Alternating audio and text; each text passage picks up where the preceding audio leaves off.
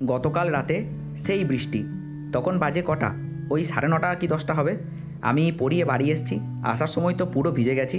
ব্যাগে আমার ল্যাপটপ ছিল, সেটাকে আমি কোনো রকমে নিয়ে আসতে পেরেছি। একটা পলিথিনের ভেতরে ভরে নিয়েছিলাম, দিয়ে এসেছিলাম। রাস্তায় কীভাবে জল দাঁড়িয়ে গেছে দেখো, 1 ঘন্টা কন্টিনিউয়াসলি বৃষ্টি, পুরো রাস্তায় জল দাঁড়িয়ে গেছে। দোকান ততক্ষণে সব বন্ধ হয়ে গেছিলো, কিন্তু আমাকে তো খাবার খেতে হবে, আর বাড়িতে রান্না করার মতো কিছু কিনে রাখা হয়নি। এটাও আমার একটা ভুল ঠিকই।